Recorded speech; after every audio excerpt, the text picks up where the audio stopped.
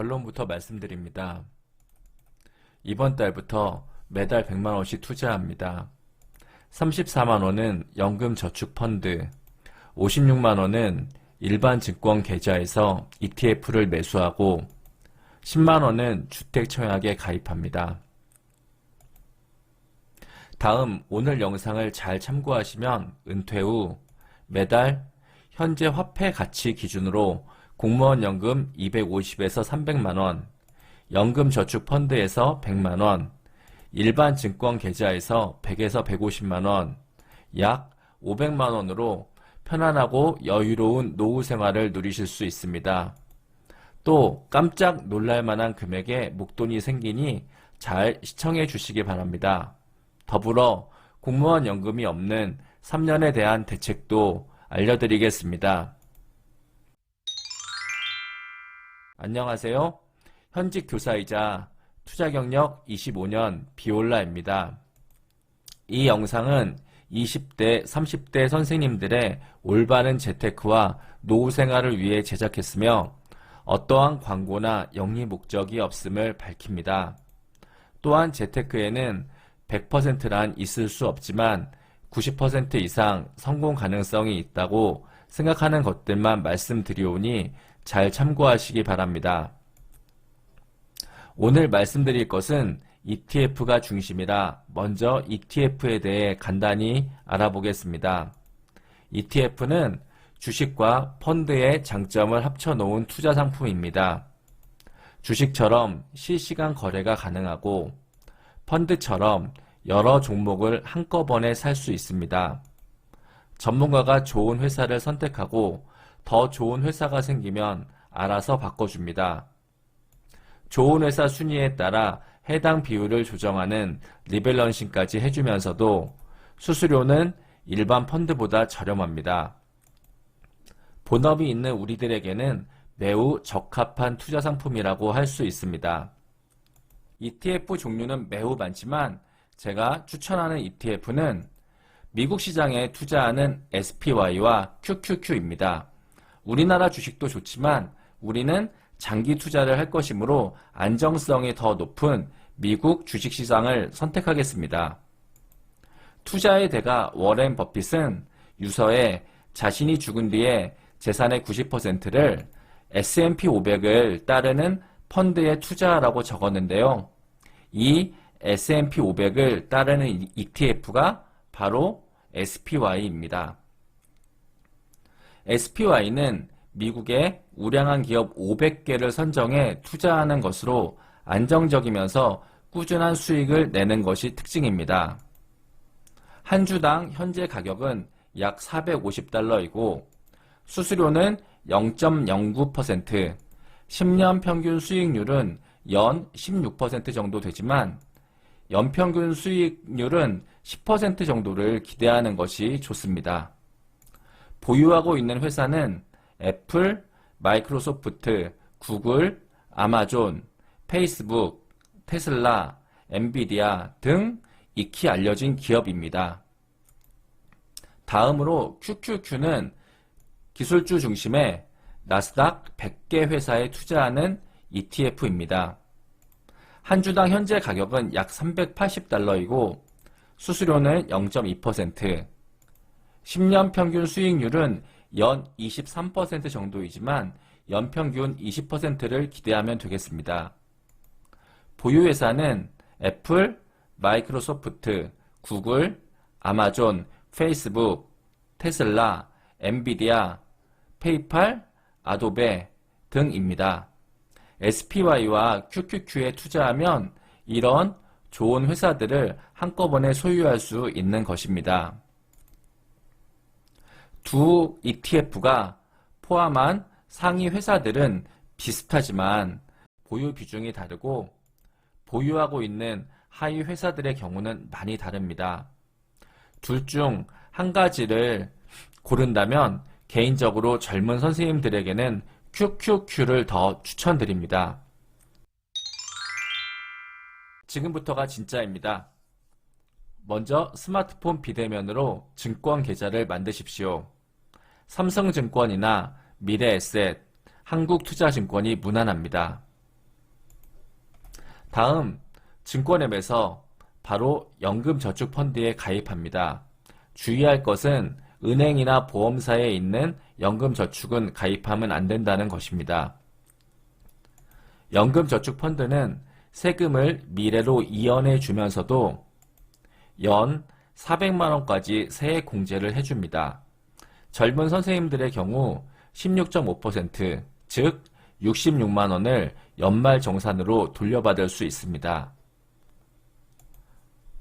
단점은 55세 이후에 수령 가능하며 연금소득세 5.5%를 내야 한다는 점이 있지만 노후 대비용으로는 가장 좋습니다. 또 중간에 돈이 필요할 때는 기타 소득세 16.5%를 내면 55세 이전이라도 수령할 수 있습니다. 연금저축펀드에 가입하고 매달 34만원씩 혹은 1년에 한 번 400만원을 연금계좌에 입금합니다. 다음 QQQ와 SPY를 구입하면 되는데 아쉽게도 미국에 상장된 ETF는 연금계좌에서 매수할 수 없습니다.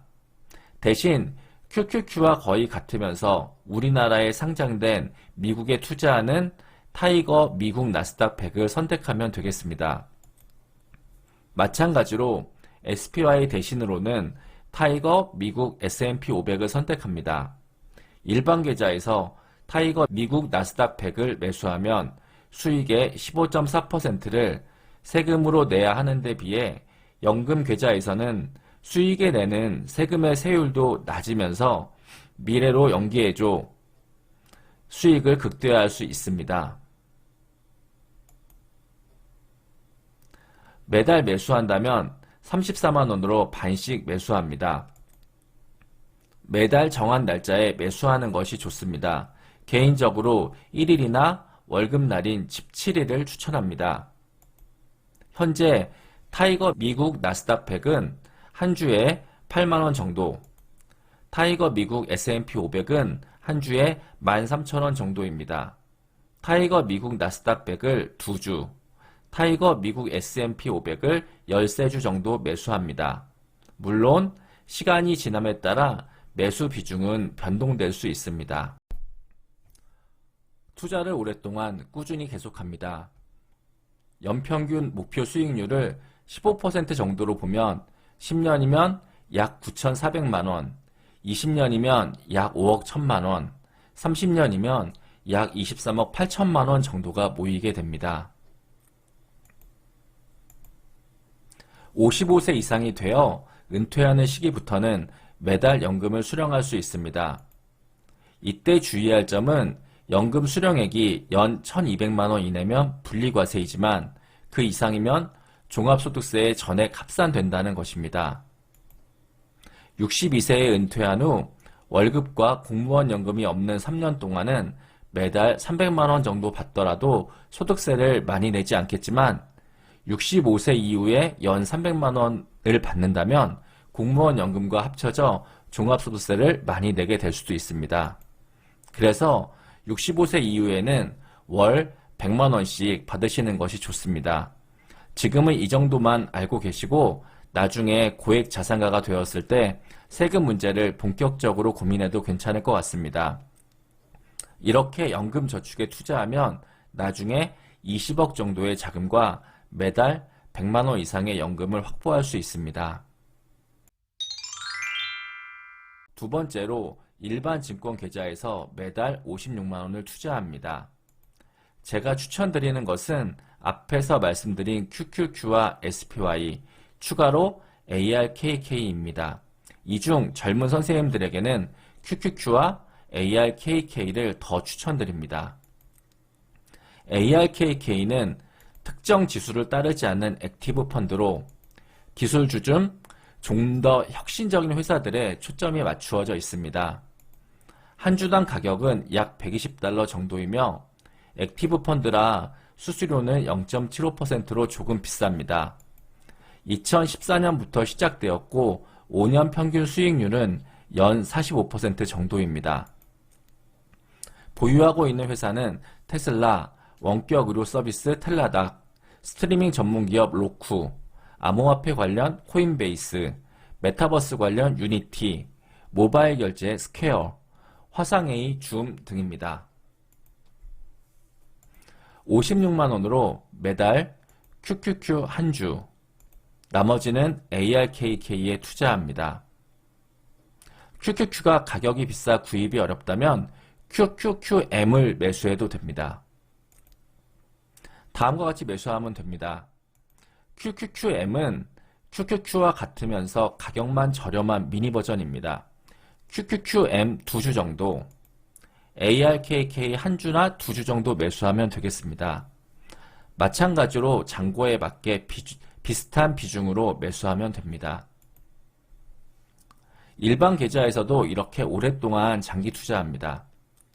연평균 수익률 20%로 계산하면 10년 후에는 2억, 20년 후에는 약 17억, 30년 후에는 놀랍게도 약 130억이 됩니다. 장기 투자, 복리의 힘은 이렇게 대단합니다. 물론 세금은 계산하지 않았지만 수익금의 22% 정도 분리과세라고 생각하시면 될 것 같습니다. 매달 150만원 정도씩 받을 수 있게 일반 계좌에서 설계해 보겠습니다. 4억 정도를 월 배당 ETF인 SPHD에 넣는 것을 추천드립니다. SPHD는 안정적으로 연 4에서 5% 정도를 매달 배당금으로 주는 ETF입니다. 한 주에 약 42달러이고 수수료는 0.3%, S&P 500 중 고배당 회사에 투자합니다. 이 ETF도 2천만원 이상이 되면 초과 금액이 금융소득 종합과세에 해당되므로 주의가 필요하지만 나중에 고려해도 될 것입니다. 제가 제시한 대로 30세 기준 월 100만원씩 투자하면 30년 후 60세 은퇴 시점에 현금 100억 이상에 매달 250만원 정도 받을 수 있는 포트폴리오가 완성될 것입니다. 여기에 65세 이후에는 공무원 연금까지 더해집니다. 현금 100억은 TLT라는 채권 ETF와 SPHD, SPY, QQQ에 고르게 분산하여 투자하는 것이 좋습니다. 다만 젊은 선생님들은 중간에 결혼 및 출산, 주택 구입 등으로 모아두었던 돈을 사용해야 될 수도 있는데 그렇더라도 다시 시작해서 최대한 노후 준비를 하는 것이 좋습니다. 젊은 선생님들을 위한 재테크 주의사항을 말씀드립니다. 첫째, 제발 보험 가입하지 마십시오. 보험은 맞춤형 복지에서 제공하는 실비보험과 생명보험이면 충분합니다. 그 이상의 보험은 가입하지 마세요. 현재 가입 중인 보험이 있다면 정리하시는 것이 좋습니다. 보험금 내실 돈으로 ETF를 더 구입하시기를 바랍니다. 둘째, IRP는 추천드리지 않습니다. IRP는 연금저축과 비슷하며 추가로 300만원 세액공제 해주고 나중에 연금으로 받으면 되는 상품입니다. 다만 IRP는 원금 보장되는 것에 30% 의무 가입해야 되므로 ETF를 70%까지밖에 못 산다는 단점과 중간에 인출하는 것이 매우 힘들다는 점에서 젊은 선생님들에게는 추천하고 싶지 않습니다. 중간에 목돈이 필요할 때 IRP는 제약이 더 심합니다. 셋째, ISA 중개형 계좌는 국내 투자용으로는 필수입니다. 2023년부터는 주식에도 세금이 붙을 수 있으므로 ISA는 필수입니다. 다만 QQQ와 같은 ETF는 ISA에서 구입할 수 없으니 연금저축과 같이 타이거 미국 나스닥 100 ETF를 구입해야 됩니다. 이때 수익의 250만원까지는 비과세, 그 이상은 9.9% 분리과세 됩니다. 정리하겠습니다. 연금저축펀드로 34만원, 타이거 미국 나스닥 100, 타이거 미국 S&P 500을 반반 구입합니다. 56만원으로 일반 계좌에서 QQQ 한 주, 나머지는 ARKK를 구입합니다. 30년 후 100억 이상의 자산가가 되며 매달 500만원으로 편안한 노후를 보내시면 되겠습니다. 이상 시청해 주셔서 감사합니다. 제가 본업이 있는 관계로 댓글을 확인할 수 없어 댓글 기능은 막겠습니다. 혹시 잘못된 정보가 있거나 너무나 궁금해서 도움이 필요하실 때는 다음 이메일로 연락 주시면 되겠습니다. 더 자세한 정보를 원하실 경우는 서울시 교육청 컨설팅 장학지원단으로 활동 중에 있으니 이메일로 컨설팅을 신청해 주셔도 되겠습니다. 감사합니다.